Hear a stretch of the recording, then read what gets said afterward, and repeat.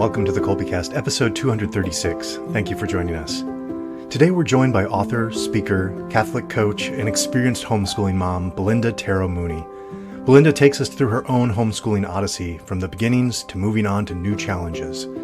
We enjoyed hearing her experiences and her words of wisdom. We think that you'll find them fruitful as well. We hope that you'll enjoy the show.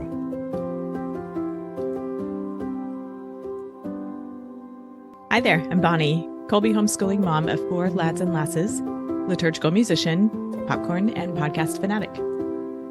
And this is Stephen, homeschooling father of 5 and chief homeschooling officer for Colby Academy.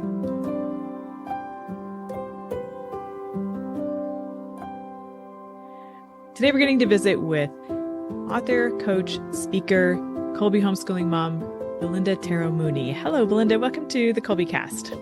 Hi, Bonnie. It's great to be here with you and Stephen. We're so glad that you're here. Would you tell us about yourself and your Colby connection and your homeschooling experience? What else you've been up to since you finished homeschooling, all that sort of stuff.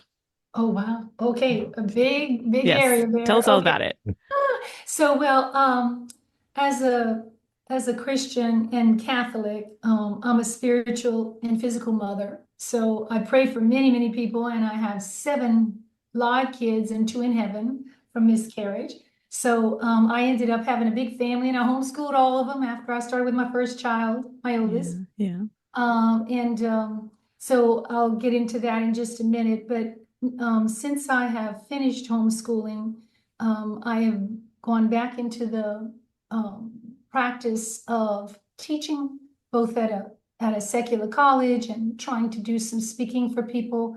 But the teaching that I'm doing is in my area, my professional area of social work and addictions. So I've been teaching for the last 6 years, basic counseling skills, addictions, like an introduction to addiction, assessment of people who might have addictions. So those things I've been doing, and now I'm less doing that teaching and more doing coaching. So right now I'm down to 1 online course for addictions, and I am head over heels into coaching courses to get certified there. So I have my licenses in social work and addictions, but my calling from God right now to write means that I need to have a mind that's freer.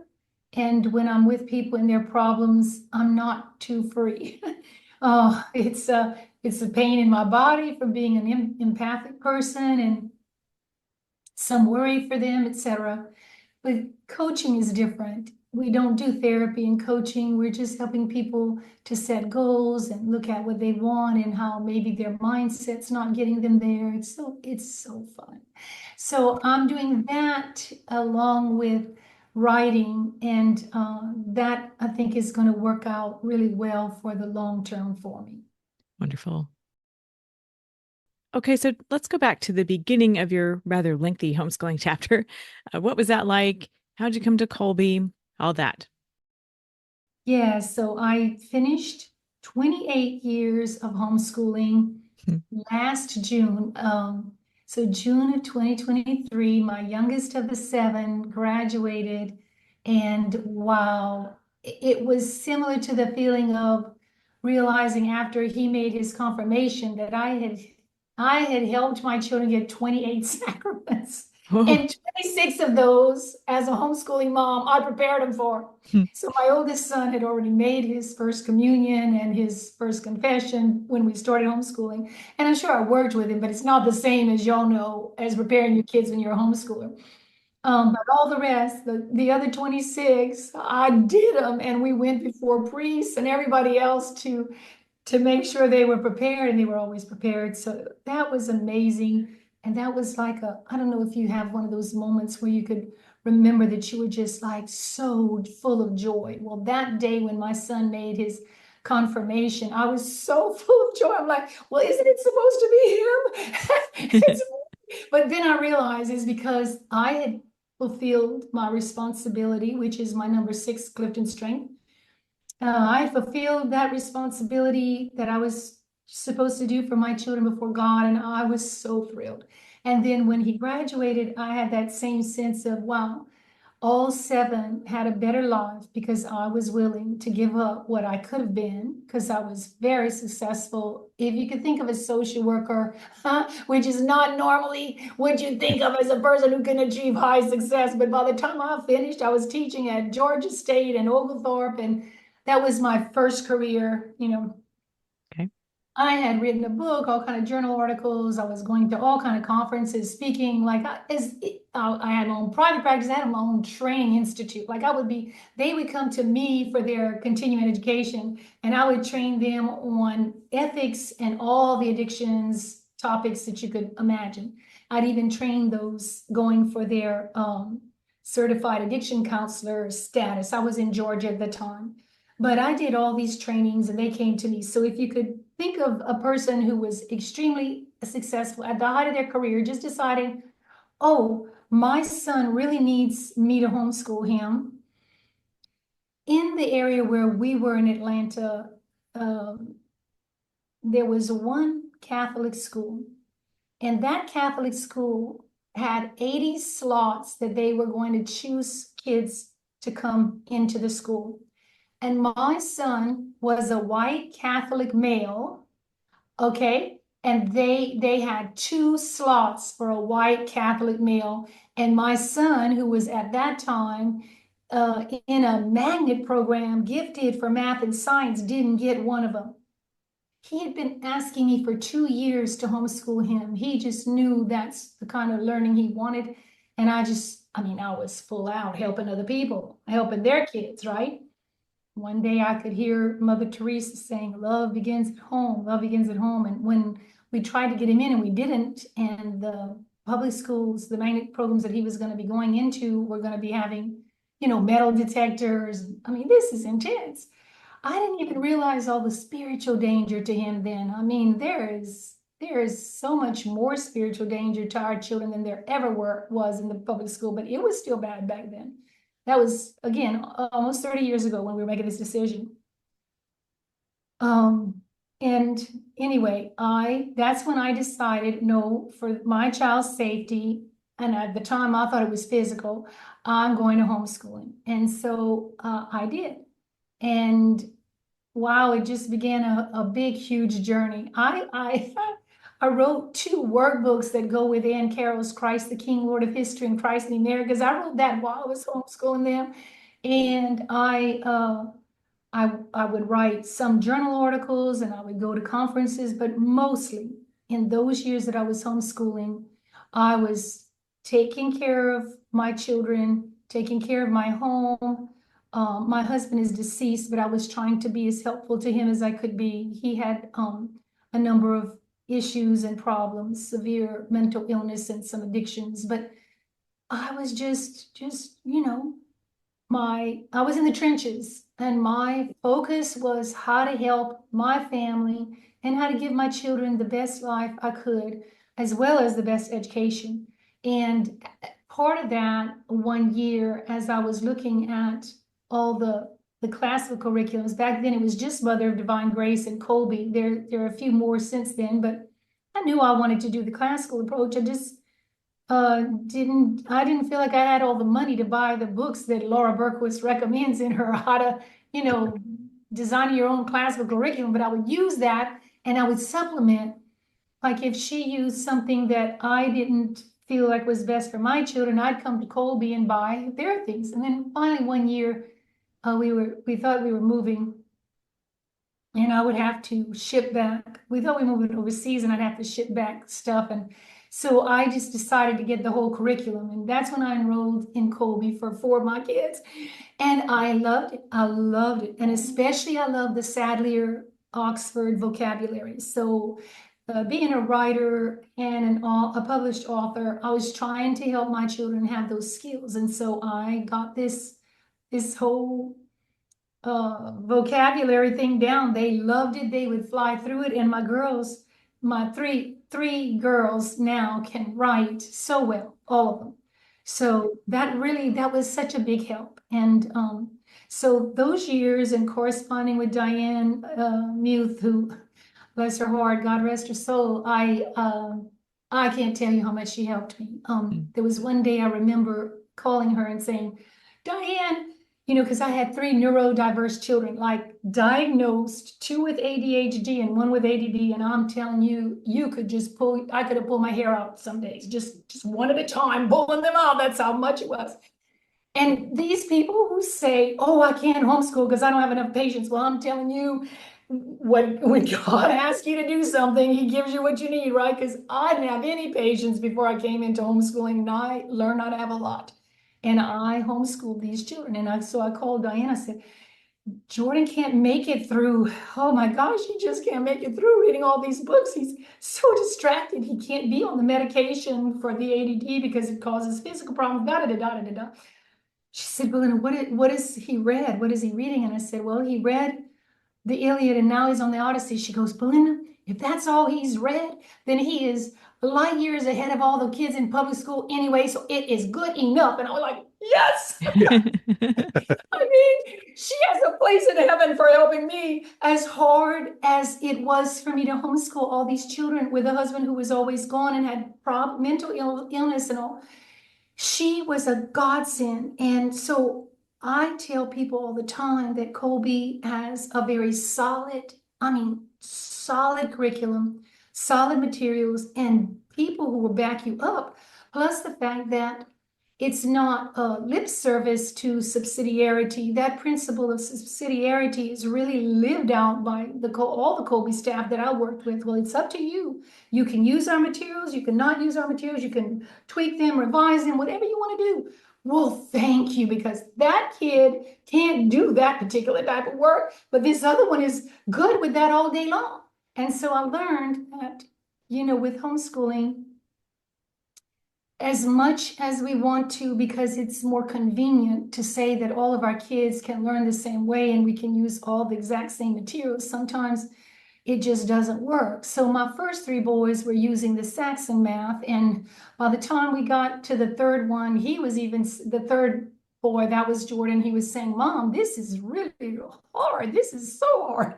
And it was Algebra 2 that would always get him. They would just start to, choke, and they just couldn't keep that pace up with all the problem sets. And so I talked to, and I was able to use a different program and go to the teaching textbooks, and then all the rest of the 5 next one, him and the 4 next ones actually benefited from that. Poor Jordan had to stay the course until God convicted my heart that no, when Jacinta started saying, this is too hard, and all 3 of them before had already said this, I'm like, look, it's time for me to stop and do what God is telling me to do, and that is to transform what I'm doing into what they really need. So that's when I started that.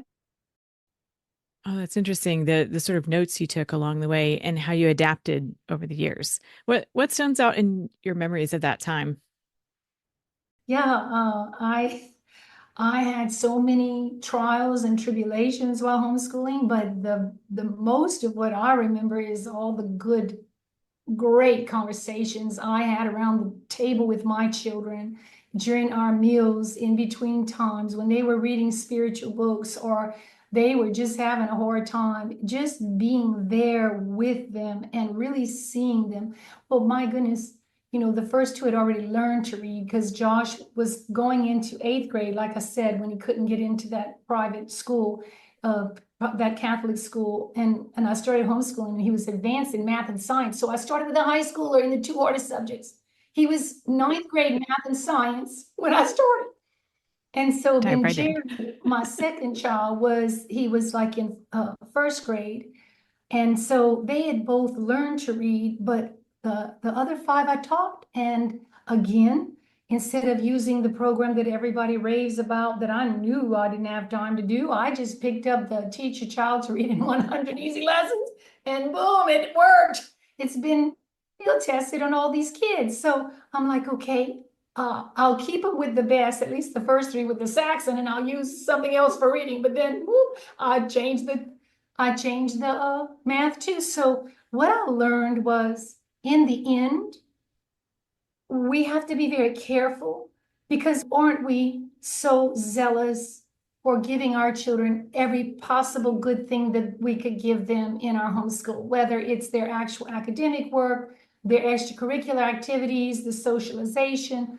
You know, it's like we're going to prove to the whole world that all this mess that you hear about where homeschoolers aren't socialized and they're this, that, and the other, you just want to show them that that's not the truth, right? So we're just like going gangbusters.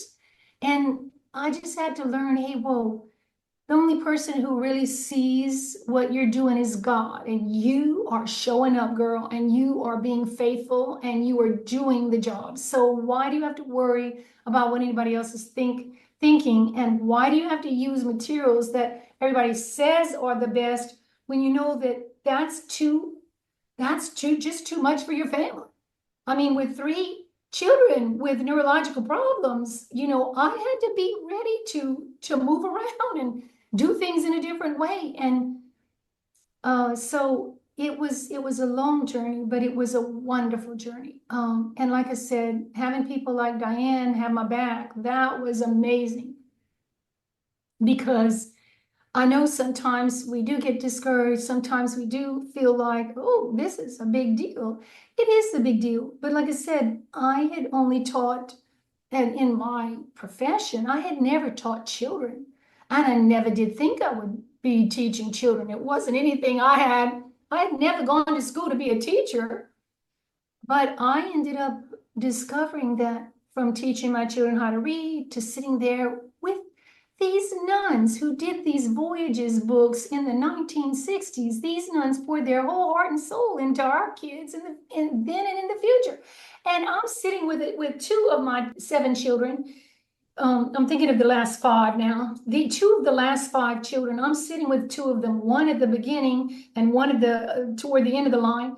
And they're working through this book. And I mean, I've got the teacher manual over here and they're going through the thing. And I'm just sitting there going, yep, yep, yep, yep, yep. Like they didn't get anything wrong. And this is so hard because I never had what these nuns gave my children when I was in school. So even as a writer, when my editors, my first editor looked at my work, he goes, wow, your grammar needs a lot of work. I'm like, well, I never had it, you know, so this is how it's very rewarding that, okay, you're putting in the time, you're giving up a lot, you're giving up a whole income where I was making the most money when I let go of my training business, everything, and came home to homeschool. Like, oh my gosh, we gave up so much for me to be able to do this, but it doesn't compare to what I was able to give my kids. And you know, with the fact that I even had children, I'm going to tell you something that I don't usually tell people. The fact that I even had all the rest of these kids is because I started homeschooling. I was full out into a career and having children. I didn't have any mind to how I was going to have more children because I was helping everybody else's families, right? As a social worker and trainer and everything. So okay, I started with 3 boys who were spaced fairly far apart, but then now, okay, I'm ready. Well, I have a miscarriage. And then the next child, Jacinta, was extremely gifted in music and just a gifted person in general. She's next, and I wouldn't have had her had I had Jade. Had I had Jade and been able to keep Jade, if that makes sense. So now I have these 5 children, and Justin is my last child. I had him when I was 45. So I prayed for each child. It's not like I just, okay, it happened to me. I prayed and I felt like God was calling me to have another baby when it was the right timing, and I did. And so after Justin, I got pregnant again about 11 months after that, before my body was ready, and I had another miscarriage on November 1st. And so that baby, John Joseph, I thank God for him that whoa, what a better feast day than All Saints to go to heaven, right? Yeah. So all these things, you know, I've been through a whole lot with homeschooling because we moved a lot. I had to pack up. I remember homeschooling until the very last minute, making meals until the very last minute. Then I had to pack the pots. Usually I was doing it at the end by myself. It was a long journey, but the things that the children got out of the homeschooling, the fact that they can think well, that they know how to learn, and they can go to this or that or the other to get information for their learning. They're self-learners, and they're self-taught now. They learn what they want to learn. So That self-learner bit is something we talk a lot about here on the Colby Cast and aspire to instill in our people. Say a bit, though, about what the end of the homeschooling chapter was like for you. Yeah, so it's been a long journey, and toward the end of the journey, my last two children and I, my husband is deceased, but my last two children and I had another move to the Woodlands, and I got back my licenses because I had given them up. I never thought I was going to be going back into social work, but now I'm having to earn a living again. So I'm teaching now at the college, and then I'm starting to write again a book about therapeutic lifestyle changes. So my students, just like I wrote those two workbooks for homeschoolers to have an easier time using Ann Carroll's textbooks, I wanted my students to have an easier time not burning out like I did those first 10 years when I was working full out. So I wrote this workbook, and I wrote, Ann Carroll and I then wrote the continuing story, Christ the King, Lord of History, the continuing story, and I published that for us.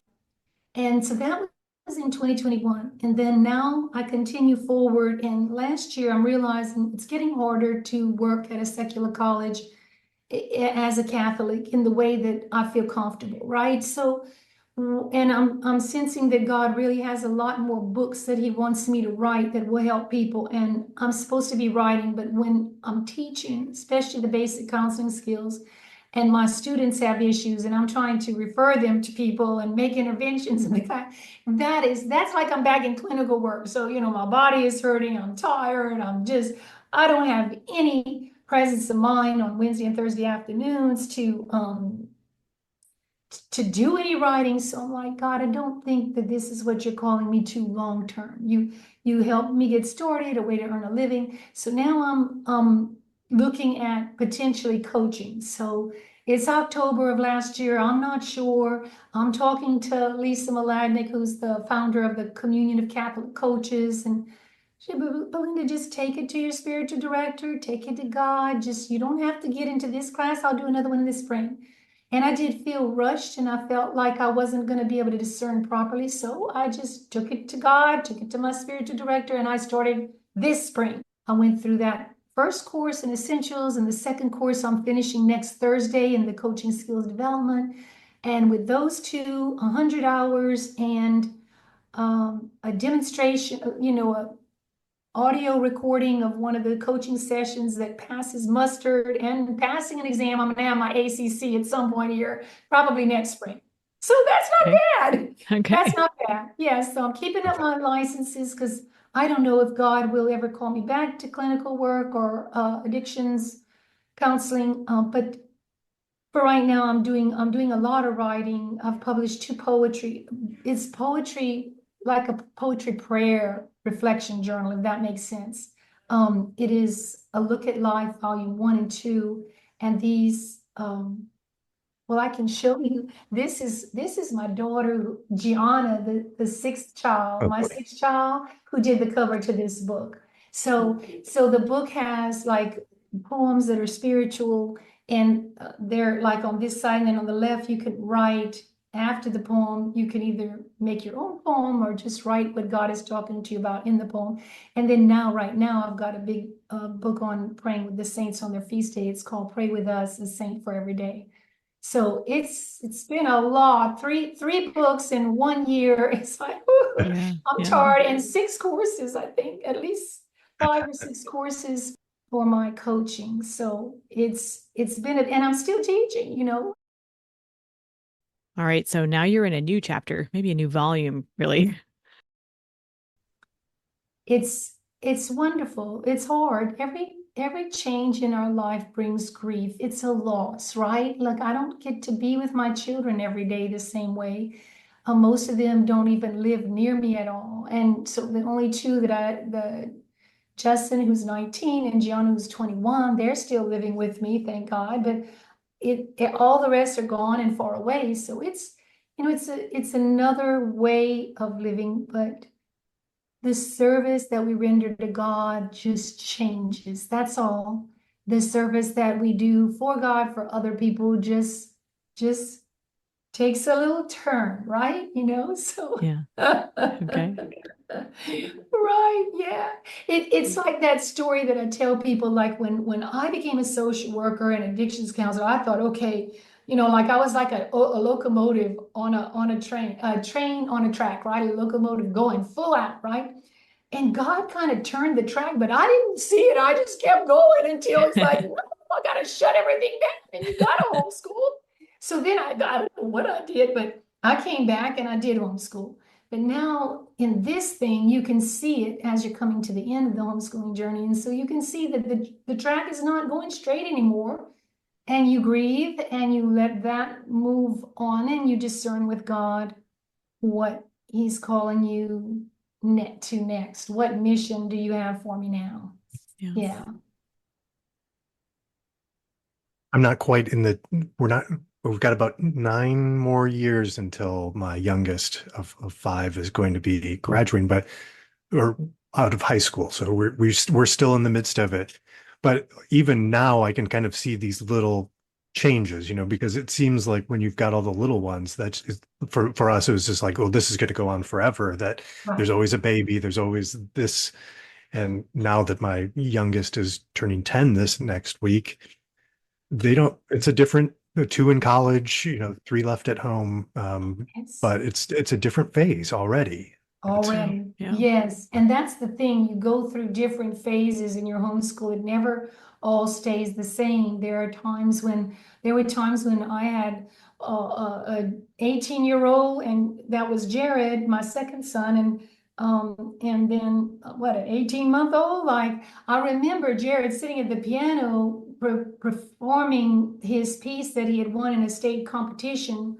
It was a composition competition that he had won. He was trying to practice, and Justin was up underneath the piano right where he had to press the pedal. And he's like, come on, buddy, get out of there. I gotta practice. But that is such a memory to me for a family. But Justin grew up around music, and now he just loves music, right? Because Jared and all the rest of the kids were playing music all the time around him. And it's different, but it's still good. Like, now you're not having to wonder how you're going to nurse a baby and keep, the baby's crying. There's so many stories I could tell you. And one of the things I would like to share is we started the Liturgy of the Hours, the morning prayer from it, when we first started homeschooling. And so for 18 years, Jared had heard these prayers. It's a 4-week cycle in the Psalter where the Psalms are the same. And he had heard these prayers. And one day I wasn't nursing. Justin was fidgeting, and he was on the floor and he was crying, and I had to stop. Normally the children would eat breakfast while I would do the prayer, right? And see about the baby. Well, okay, so I'm doing the prayer and then I have to see about the baby, and I don't know them all by heart. I mean, I can do some of the prayers, but not all by heart. So I was looking down to pick up Justin, and Jared just kept going. Like, he just did the rest of the morning prayer, and I'm looking at him going, oh my gosh, you could sit there and have your children try to memorize Bible verses for years. And if you just say the prayers for years, they learn them without all this angst of hating it, and it's like, oh my goodness, I was beside myself. I was like, well, if I had known that.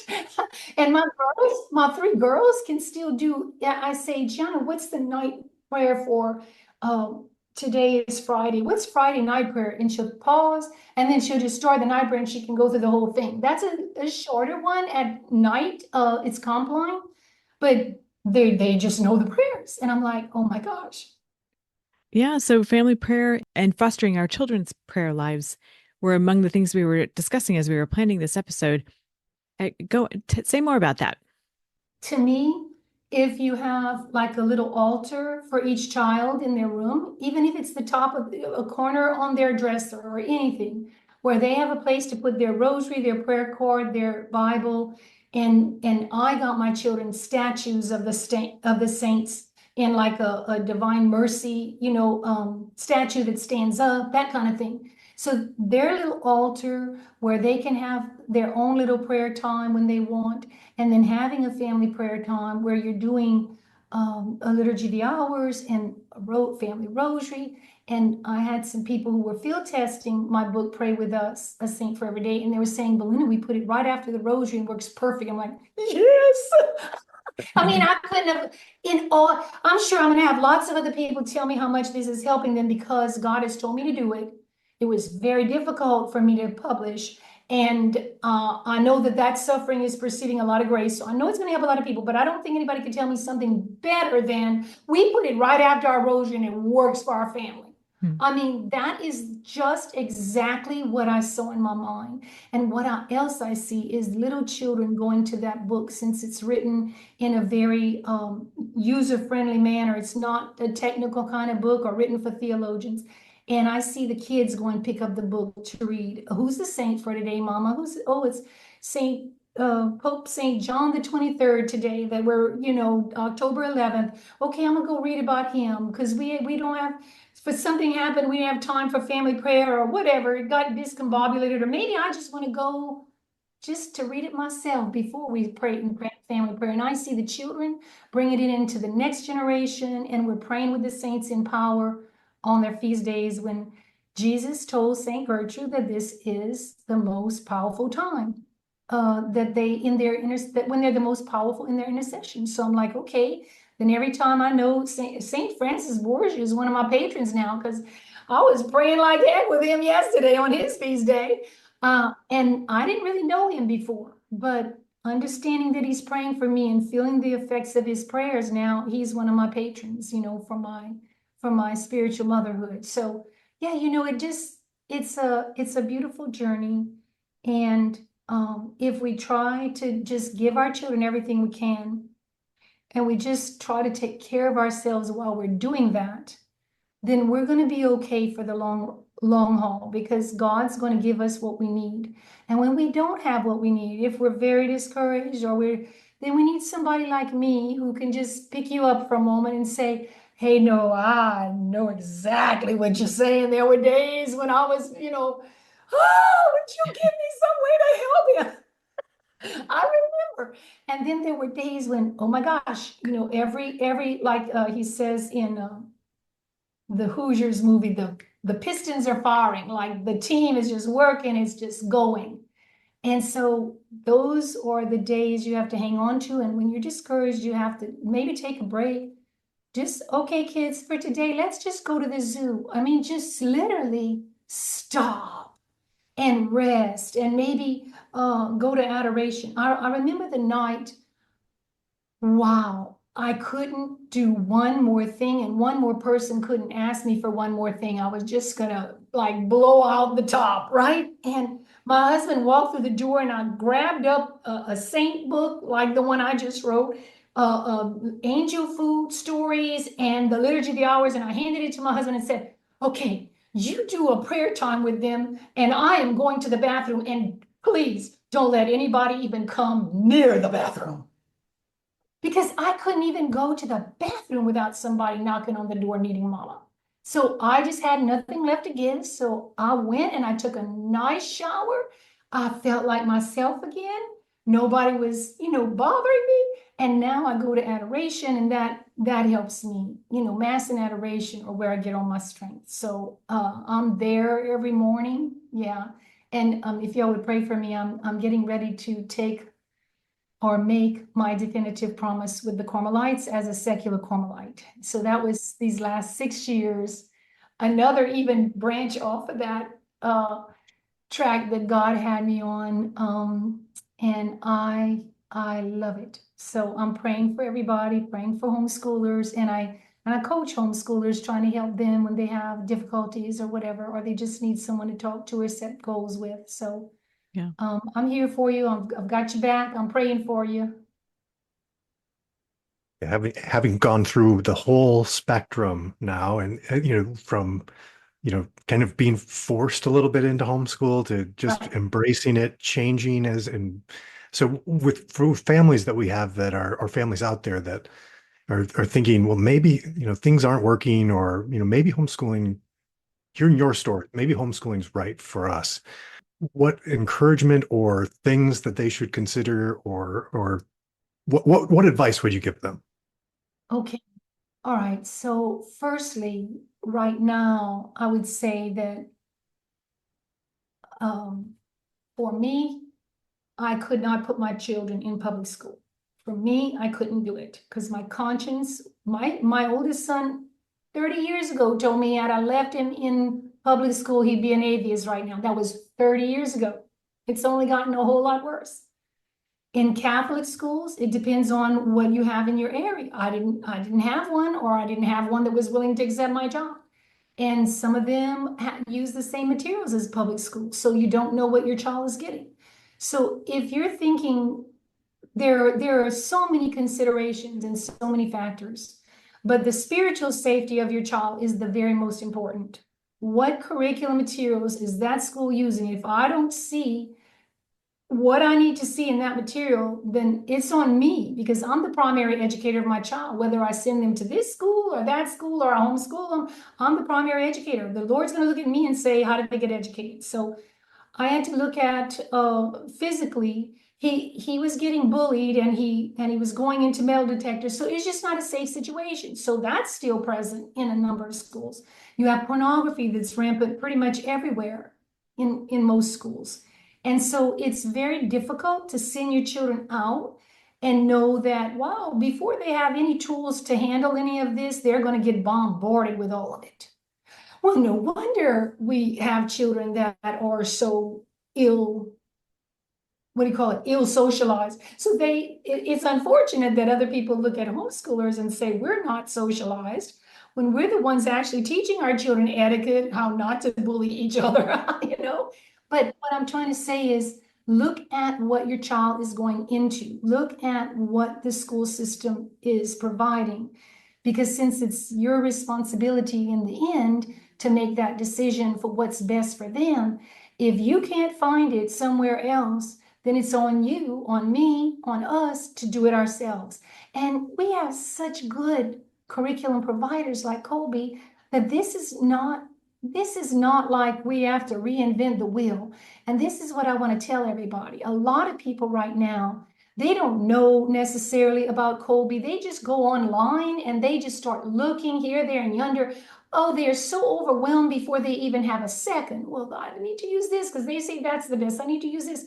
No, we've got these classical providers who have been doing this in a Catholic sphere and providing Catholic materials for our kids for way before I started homeschooling.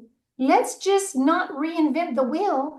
Now, if then, as we're starting to homeschool, we see things, well, Colby gives us the option of, like we say, the principle of subsidiarity. We can pull this from these people or that from those people.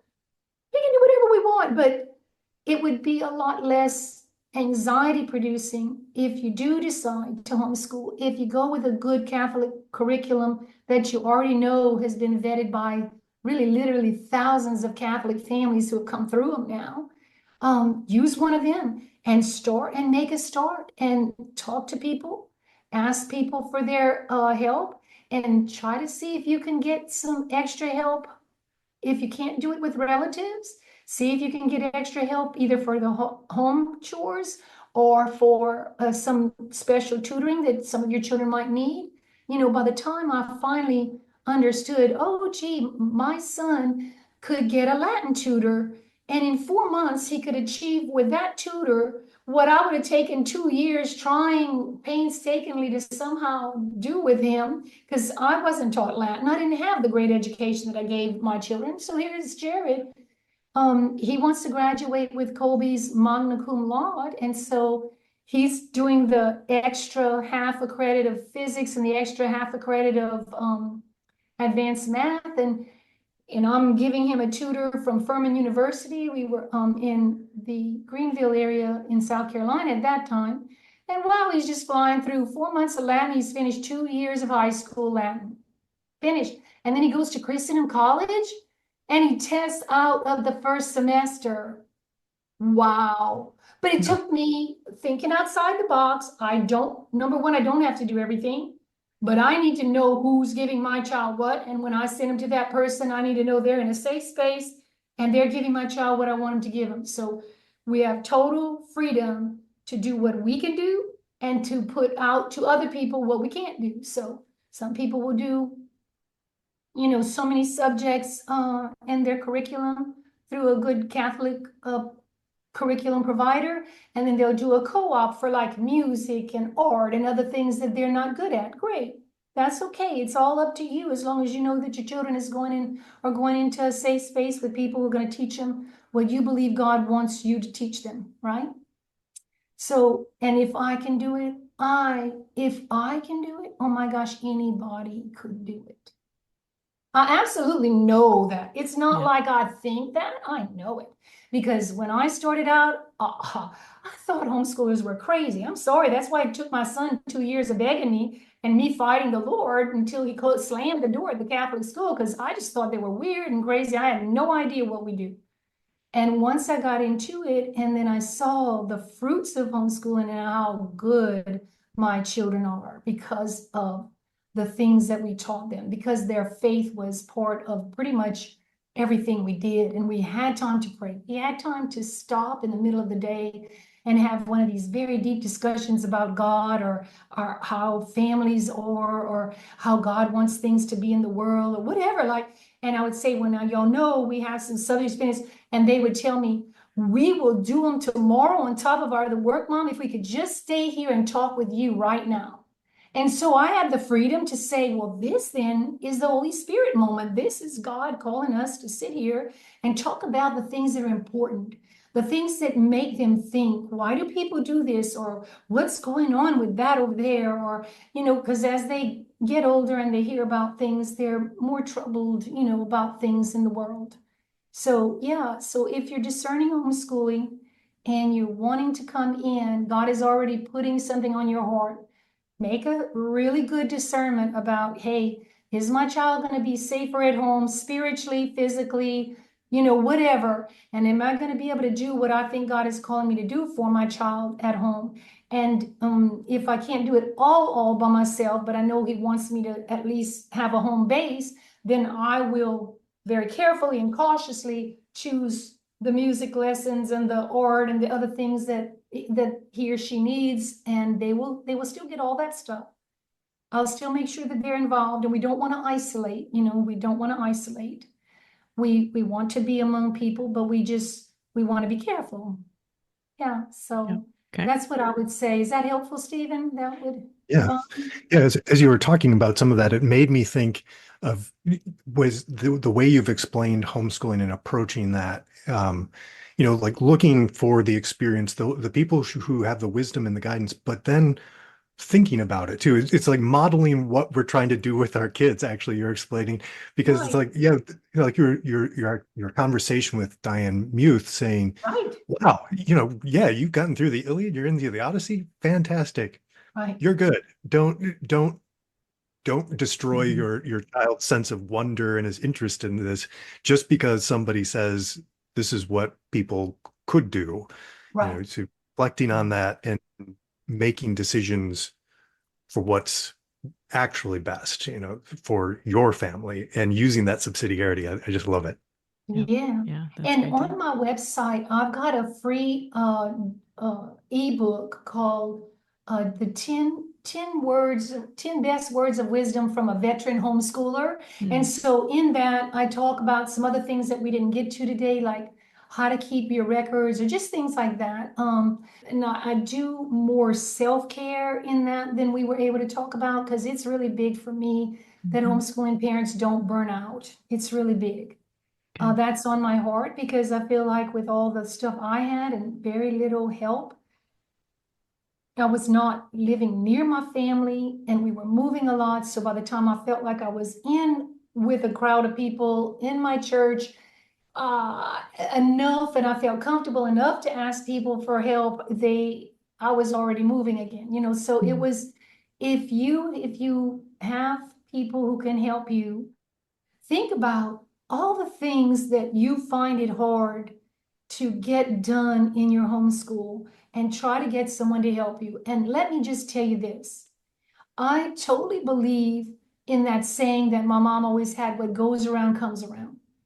If you give me something, I guarantee you there will be a time in your life when you're going to receive from me. And it may be prayers with the saints on their feast day that actually works a miracle in your life, because those saints are right before the face of God, pure, praying. Or it could be that I show up when you didn't expect it, or I send a plane ticket when you didn't have the money for it. Like, we're going to help each other. So if you feel like, oh my gosh, I'm taking on this big responsibility, and then you get this thing like I did where it's just me and I've got it all, and it's a big burden, but I'm going to carry it. And I just want you to lay that down, get the help you need, call the people you need. If you need help, there are people here. There are people here to help you. And I'm only as far away as the email that you see on the thing. And I can help you through coaching, but other people can help you with specific physical things that make your life easier. There will be a time when you will help them back. You don't have to worry about that. And you can be praying for them right now, but get what you need in order to do your job. And that is humility. That's saying, I can't do everything, God, even if you're the one backing me up, because you're asking me to reach out and get some help from other people. And again, this depends on, number one, how many children you have, how close they are together, if any of them have any special needs. Like, we're upping the level of complication with each one of those things. And so if you have or meet any of those three criteria, you absolutely need to get more help than what you can do yourself in a home. Yeah. And there's nothing to be ashamed of. I'm telling you, as one who's done it and wished I had done it differently, learn from my mistakes and get the help that you need. This is all great, and hugely helpful to everyone listening, and appreciate that so much. As we're coming to the end of our time together, do you have any guidance you would want to leave for those who are approaching a transition? Along those lines that we've been talking today, that sort of the natural conclusion of the homeschooling years, or any other any other big transition. What would you like to leave with such folks? Okay, so the thing I guess I would want to say is that God called you to this mission. And now one mission is finishing and another will begin. So this is a time of discernment. Oh yes, it's a time of getting that person graduated and into the college and all the things you're going to do for the homeschooling and finish and launching your child. Yes. But it's also a time that you're gently taking this to God and saying, when this is finished, Lord, what's next? When this is done, Lord, and it may be that what's next for a 3-month period is nothing. We're just going to relax, rest, go to bass every day, go swimming, go doing whatever we want out with friends. And then we're going to pick up and say, okay, who else can I serve? Because we're just really beginning a new mission. He's going to lay on our heart a new calling when we finish with this. We just have to discern what it is. So don't be anxious. Just the way he showed you to come into this, he's going to show you what he wants you to do next. And those desires that you have, oh, I'd really love to help them. And maybe you've been thinking about that while you were homeschooling, you had no time. God, I have this desire. Is this what you want me to do? Oh, well, I also might want to help them. Well, God, I have this desire. Is this what you want me to do? Like, and I recommend that everybody have a spiritual director, because a spiritual director can help with discerning what God is calling us to do and what seems to just make sense for our life. But it's a nice transition. It doesn't have to be anxious as long as you've been praying about it. You can take your time and God will show you in his time. All right. I have to have it all figured out right away. That's good. That's reassuring. Okay. Don't. Most of us don't, but we That's can true. keep praying for it. Yeah. As with other previous chapters, right? We've seen how that's played out. Okay. Well, as we've been talking, a few Colby Cast episodes have come to mind. We have one with Mrs. Diane Muth, episode 100, that we'll link in our show notes. And then we have an episode on socialization. It's called Not Just for Special Occasions. We'll have that link in our show notes as well.